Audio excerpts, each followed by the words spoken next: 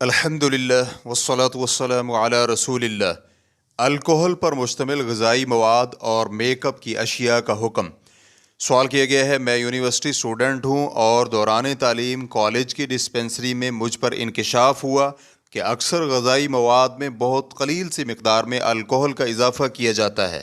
یہ اسے محفوظ رکھنے یا پھر اسے موٹا کرنے کے لیے یا دو مادوں کو ملانے کے لیے استعمال کی جاتی ہے، اور وہ اشیاء یہ ہیں: گلیسرول، سوربیٹول، زائلیٹول، مالٹیٹول، وینیلن، ٹرائی ایسیٹن، اگاراگر، پیکٹین۔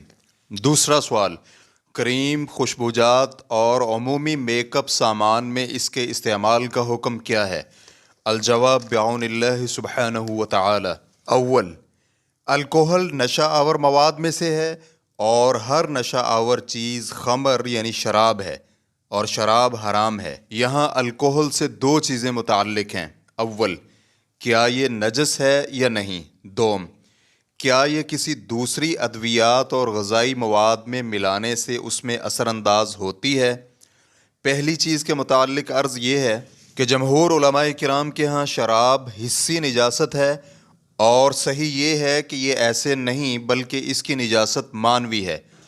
اور دوسری چیز کے متعلق عرض ہے کہ جب الکحل کسی دوسری چیز، دوائی یا غذائی مواد میں مکس کی جائے تو اس کی دو شکلیں ہیں، یا تو اس کی تاثیر واضح ہو یا پھر تاثیر واضح نہ ہو۔ اگر اس کی تاثیر واضح ہو تو وہ مخلوط شدہ چیز حرام ہوگی، اور اس غذائی مواد اور دوائی کو کھانا اور پینا حرام ہوگا۔ لیکن اگر اس غذائی مواد اور دوائی میں اس کی تاثیر واضح نہ ہو تو اسے کھانا اور پینا جائز ہوگا۔ صرف الکحل استعمال کرنا یا کسی چیز میں الکحل ملا کر استعمال کرنے میں فرق ہے۔ صرف الکحل استعمال کرنا جائز نہیں بلکہ حرام ہے، چاہے اس کی مقدار کتنی بھی قلیل ہی کیوں نہ ہو۔ لیکن اگر وہ کسی دوسری چیز میں ملائی جائے تو اس کی تفصیل بیان ہو چکی ہے۔ اگر اثر انداز ہو تو جائز نہیں۔ اس مسئلہ کی تفصیل میں ہم شیخ محمد بن صالح العثیمین رحمہ اللہ کا فتویٰ نقل کرتے ہیں۔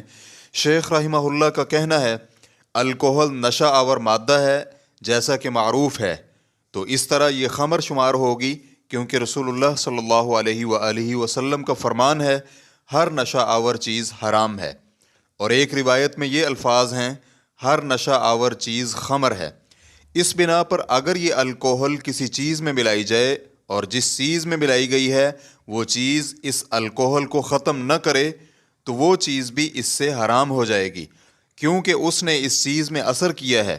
لیکن اگر وہ الکحل اس چیز میں مل کر ختم ہو جائے اور اس کا کوئی اثر باقی نہ رہے تو پھر یہ اس سے حرام نہیں ہوگی، کیونکہ اہل علم رحمہم اللہ اس پر متفق ہیں کہ جب پانی میں نجاست مل جائے اور وہ اسے تبدیل نہ کرے تو وہ پانی طاہر ہے، اور جس چیز میں الکحل ملائی جا رہی ہے بعض اوقات اس میں الکحل کی مقدار اور تناسب زیادہ ہوتا ہے اور بعض اوقات قلیل مقدار۔ دوسرے معنوں میں اس طرح کہ بعض اوقات یہ الکحل بہت زیادہ قوی ہوتی ہے اور مخلوط شدہ چیز میں اس تھوڑی سی الکحل کا اثر ہوگا، اور بعض اوقات الکحل ضعیف ہوتی ہے اور اس میں کوئی اثر نہیں ہوتا۔ چنانچہ سارے کا سارا دار و مدار تاثیر پر ہے۔ پھر یہاں دو مسئلے ہیں۔ پہلا مسئلہ، کیا خمر اور شراب نجاست حسی ہے، یعنی اس سے بچنا، اور اگر کپڑے اور بدن کو لگنے کی صورت میں اسے دھونا ضروری ہے، اور اسی طرح اگر برتن میں ہو تو کیا اسے دھونا ضروری ہوگا یا نہیں؟ جمہور علماء کرام کہتے ہیں کہ خمر یعنی شراب نجاست حسی ہے، اور اگر بدن یا کپڑے یا برتن یا قالین وغیرہ کو لگ جائے تو اسے بالکل اسی طرح دھونا ضروری ہے جس طرح پیشاب اور گندگی دھونی ضروری ہے۔ انہوں نے اس آیت سے استدلال کیا ہے، اے ایمان والو، بات یہی ہے کہ شراب اور جوا اور تھان اور فال نکالنے کے پانسے کے تیر، یہ سب گندی باتیں، شیطانی کام ہیں، ان سے بالکل الگ رہو تاکہ تم کامیاب ہو جاؤ۔ سورۃ المائدہ آیت نمبر 90۔ الرجس نجس کو کہتے ہیں۔ اس کی دلیل اس فرمان کے اندر ہے، آپ کہہ دیجئے کہ جو احکام بذریعہ وحی میرے پاس آئے ہیں ان میں تو میں کوئی حرام نہیں پاتا کسی کھانے والے کے لیے جو اس کو کھائے، مگر یہ کہ وہ مردار ہو یا کہ بہتا ہوا خون ہو یا خنزیر کا گوشت ہو، کیونکہ وہ بالکل ناپاک ہیں۔ سورۃ الانعام آیت نمبر 145۔ تو یہاں رجس کا معنی ناپاک اور نجس ہے۔ انہوں نے اس حدیث سے بھی استدلال کیا ہے، ابو سالبہ الخشنی رضی اللہ عنہ نے نبی علیہ الصلاۃ والسلام سے کفار کے برتنوں میں کھانے کے متعلق دریافت کیا تو رسول اللہ صلی اللہ علیہ وآلہ وسلم نے فرمایا تم ان برتنوں میں مت کھاؤ، لیکن اگر تمہیں کوئی اور برتن نہ ملیں تو پھر انہیں دھو کر ان میں کھا لو۔ اور ان برتنوں میں نہ کھانے کی علت کے متعلق یہ وارد ہے کہ وہ ان برتنوں میں شراب اور خنزیر کا گوشت وغیرہ رکھتے تھے، لیکن اس مسئلہ میں دوسرا قول یہ ہے کہ یہ نجاست حسی نہیں۔ انہوں نے اس قول کی دلیل یہ دی ہے کہ اشیاء میں اصل طہارت و پاکیزگی ہے اور کسی چیز کے حرام ہونے سے اس کا نجس ہونا لازم نہیں آتا۔ بلا شک و شبہ زہر حرام ہے، لیکن اس کے باوجود وہ نجس نہیں، اور ان کا کہنا ہے کہ شرعی قاعدہ ہے کہ ہر نجس حرام ہے لیکن ہر حرام نجس نہیں۔ اس بنا پر خمر اور شراب حرام ہی رہے گی لیکن نجس نہیں، حتیٰ کہ اس کی نجاست کی کوئی دلیل نہ مل جائے۔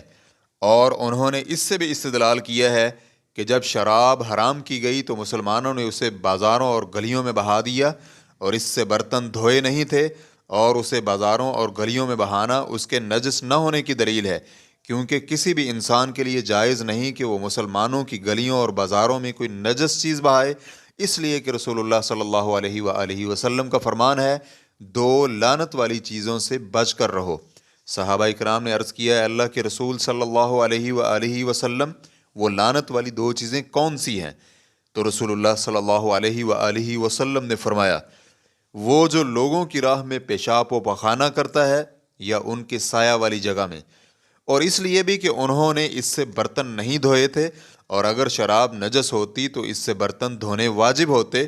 اور اس قول کی دلیل مسلم شریف کی یہ حدیث بھی ہے، ایک شخص نے رسول اللہ صلی اللہ علیہ وآلہ وسلم کو ایک مشکیزہ شراب ہدیہ دی تو رسول اللہ صلی اللہ علیہ وآلہ وسلم نے اسے بتایا کہ یہ حرام ہو چکی ہے، تو چپکے سے ایک صحابی نے اس مشکیزے کے مالک کو کہا کہ اسے فروخت کر دو، تو رسول اللہ صلی اللہ علیہ وآلہ وسلم نے اس سے پوچھا کہ تم نے اس سے چپکے چپکے کیا کہا ہے؟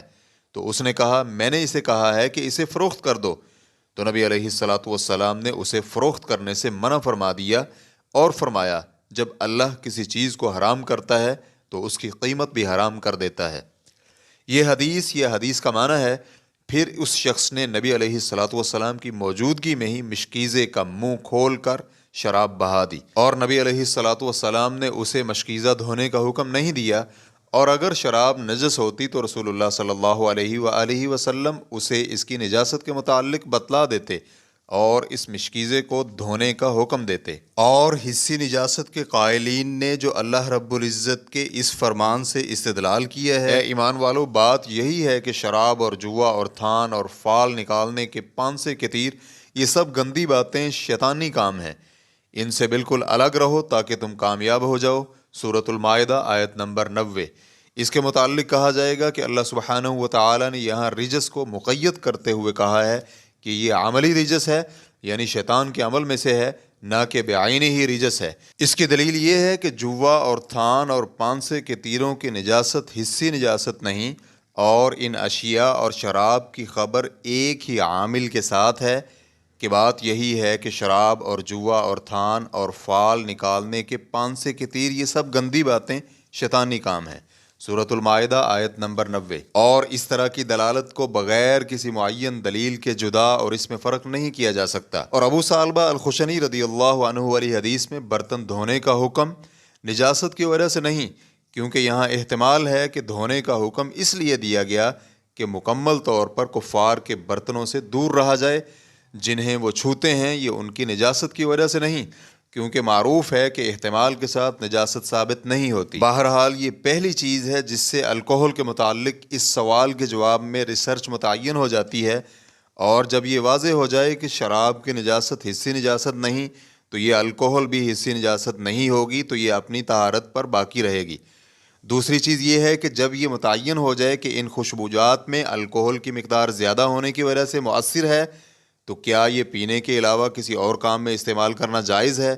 اس کا جواب یہ ہے کہ کہا جائے گا کہ اللہ رب العزت کا فرمان ہے اس سے اجتناب کرو، یہ ہر قسم کے استعمال میں عام ہے، یعنی ہم اسے کھانے اور پینے اور لگانے وغیرہ میں استعمال کرنے سے اجتناب کریں گے، بلا شک و شبہ اسی میں احتیاط ہے، لیکن یہ پینے کے علاوہ میں متعین نہیں، کیونکہ اللہ سبحانہ و تعالیٰ نے اجتناب کے امر کو اس علت کے ساتھ بیان کیا ہے۔